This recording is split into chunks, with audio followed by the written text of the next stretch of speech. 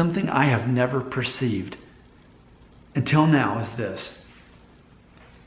My understanding is that within black cultures, let's just specifically talk about the United States, that within black cultures, even black families, their own family, those who have lighter skin in the family or within the school or whatever it is, those that are black that have lighter skin, they are seen as somehow superior. And the goal is to be a lighter skinned black person.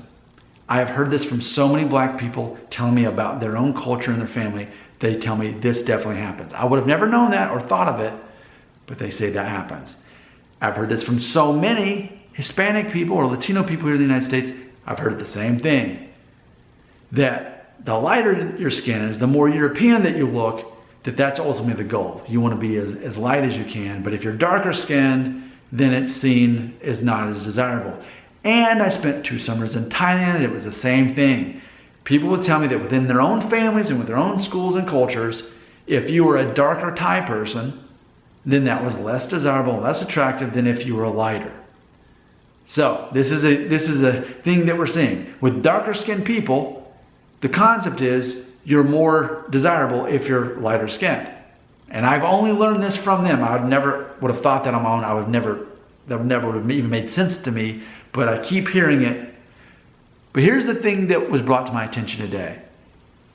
What about for people who are just, quote, white, just Caucasian people, especially people who are descendant like my dad, 3/4 basically goes back to England and 1/4 goes to Germany.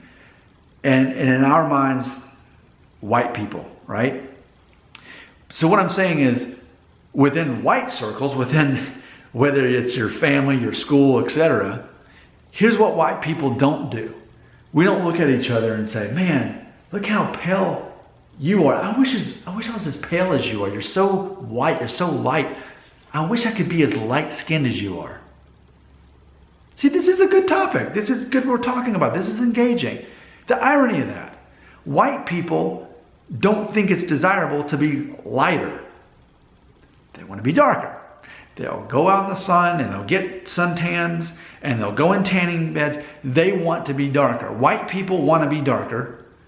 Dark-skinned people apparently want to be the lighter version of whatever they are. So that ultimately, who's actually happy? Who's actually the right skin color within their own value system and belief system and family and school and whatever it is? Who's this perfect shade who goes around saying, you know what? I'm the perfect color. I'm happy. I don't need to be lighter. I don't need to be darker. You can line me up with people in my own family or my school or my church or my group, whatever it is, my group of friends, and I know that I'm perfectly the right shade. Does that shade exist? Would anybody be aware of what it was? Can people be happy with their own skin color and not be a problem? But I think ultimately what happens is, because there's so much emotional stories, emotional baggage and history that goes along with basically being discriminated against for being darker, that ultimately that discrimination continues to happen within those own cultures against themselves. But white people can't really relate to that because we haven't been discriminated against for how dark we are or how white we are.